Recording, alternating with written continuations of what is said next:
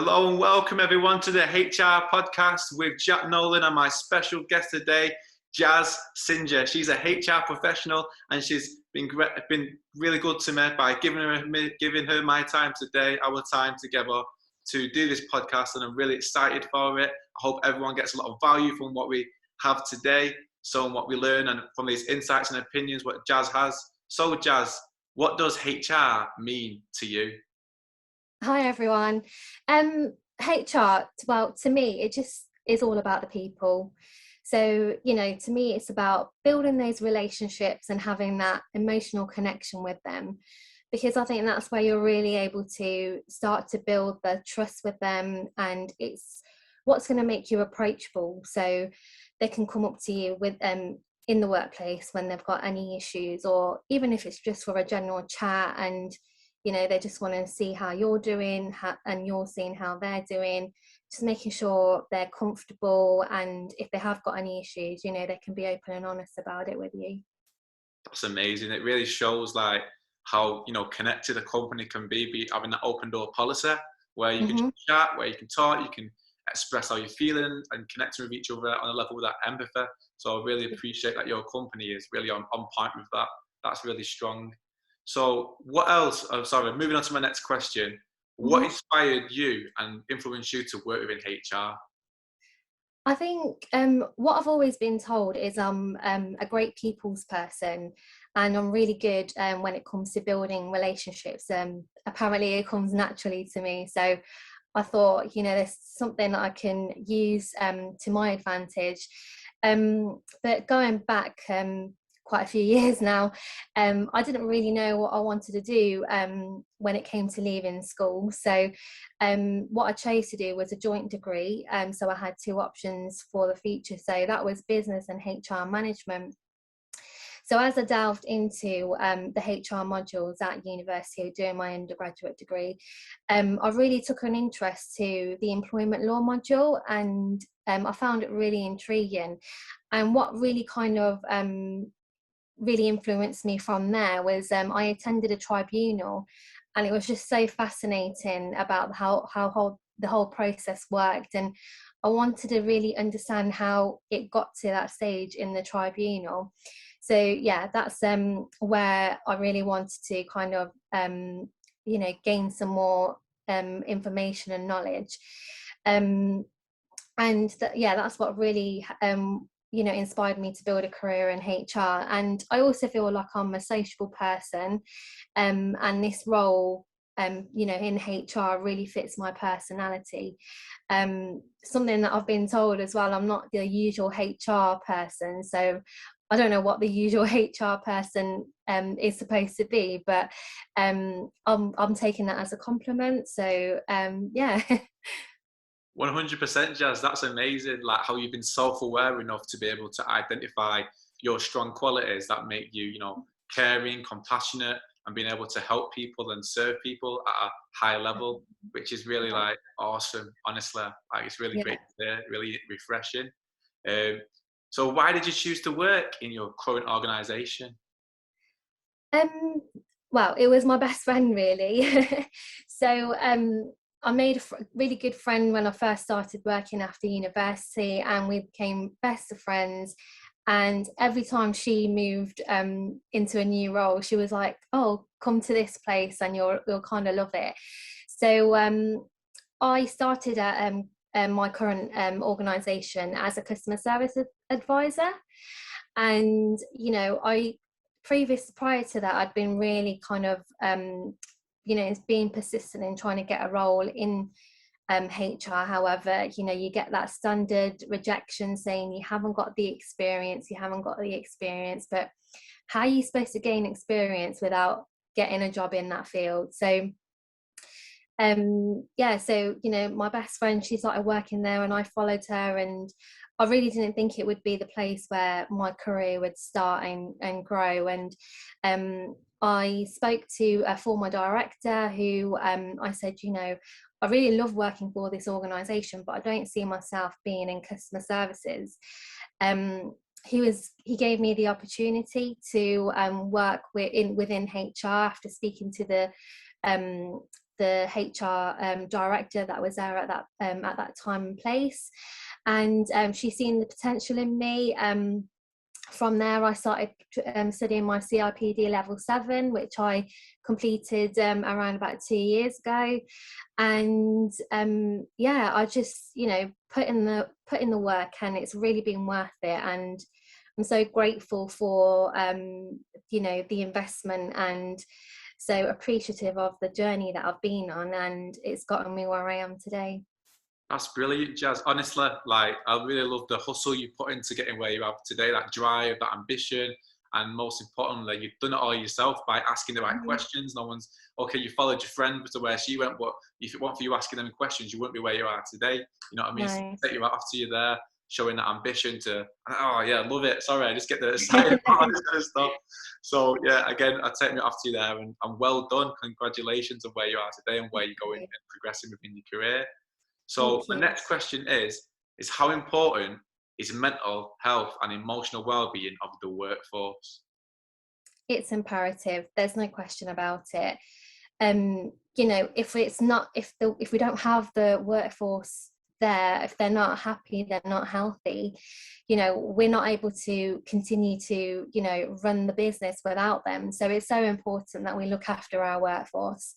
And what I've learned, with working in my current organisation, because that's where I've had the most HR exposure, is, people just won't open up to you until it becomes a real issue. And sometimes you think, oh, I really wish you had come to me sooner, before it becomes this big matter and big issue that sometimes can be unresolvable. But I think the reason why they don't approach you is because they automatically think that their job will be at risk if they raise these kind of issues with you. And it's really quite sad to see that, because it's like, they're really going through something, but they feel like if they say something, they're automatically going to lose their job. And we need to remove that stigma from everyone. And maybe it's an old way of thinking or whatever it is, but there really definitely needs to be some more education going on about emotional well-being and mental well-being. Something that we started at my current workplace was a diversity and inclusion kind of meetings, where we were having these sessions and talking about these topics, which has quite helped.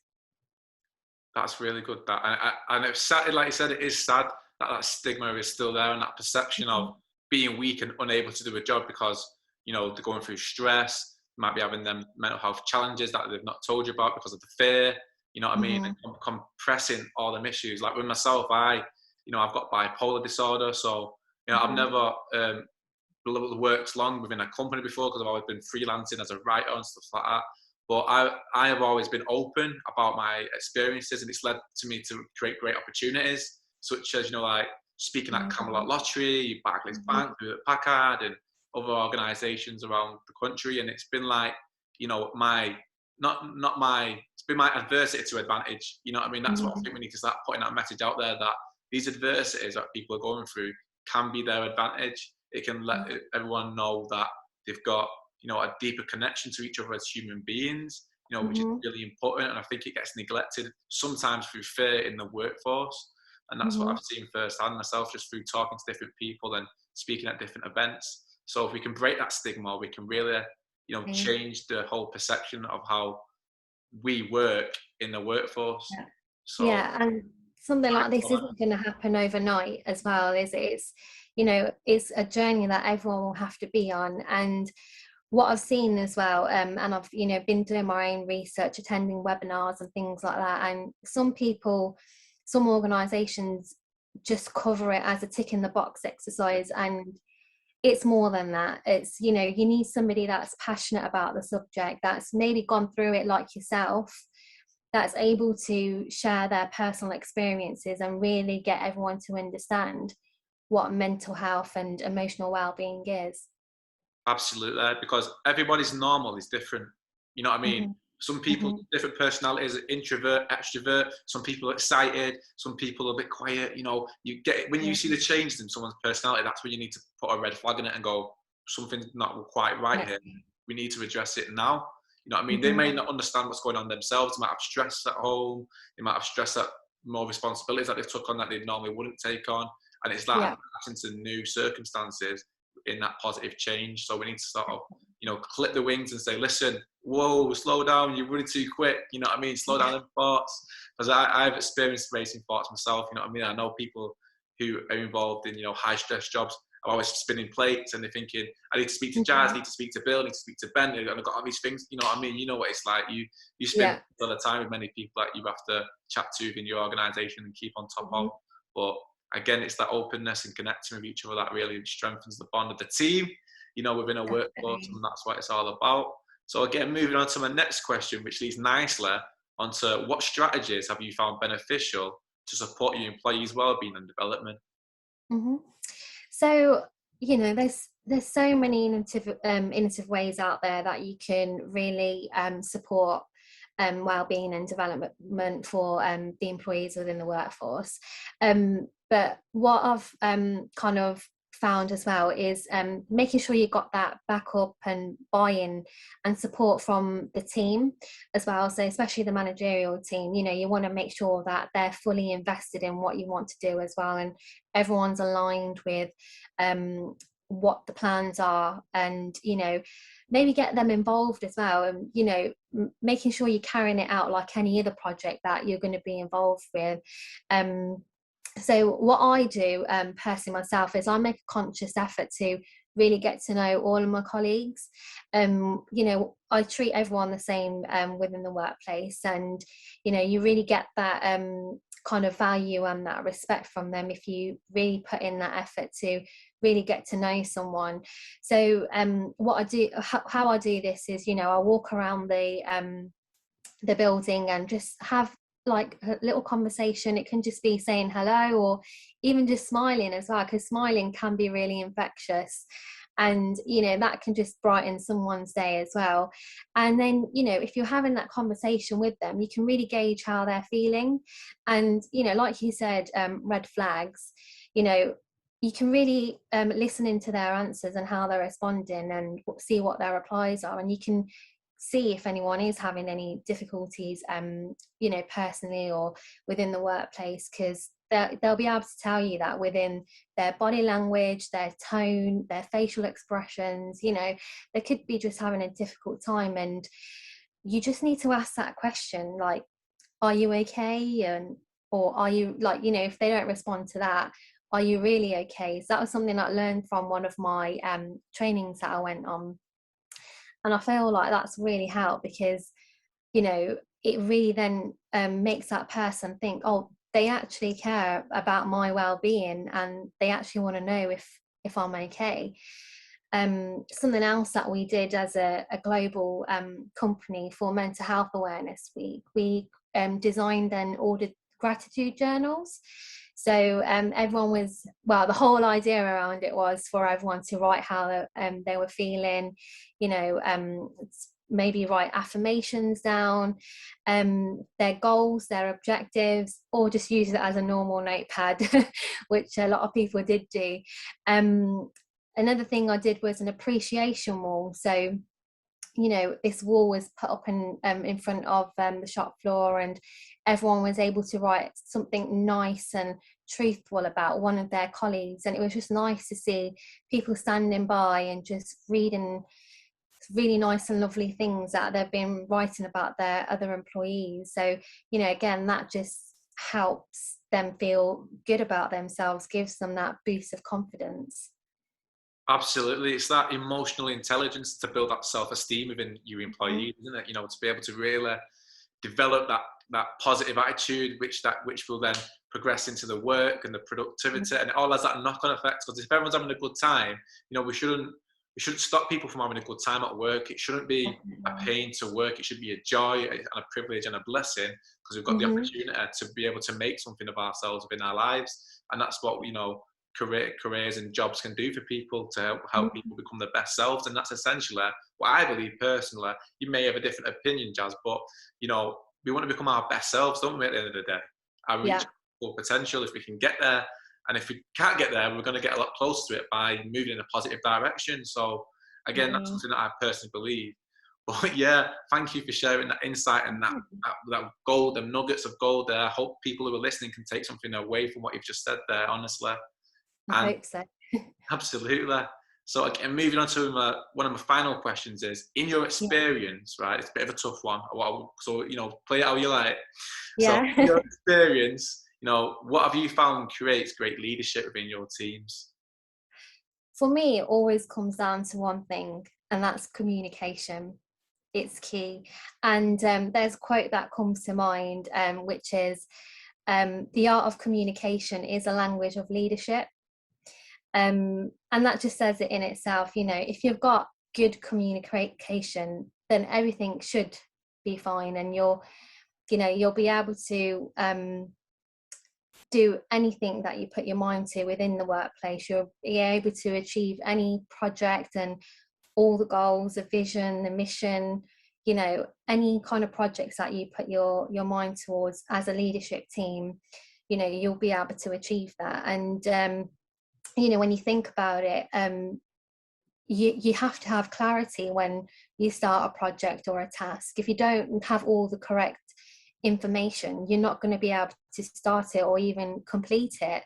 So yeah, I feel like communication is key. And you know, again, going back to one of the first things I said about when you asked me you know, what HR means to you, and you know, it's about building those relationships. But when you think about how do you build those relationships, it's communication.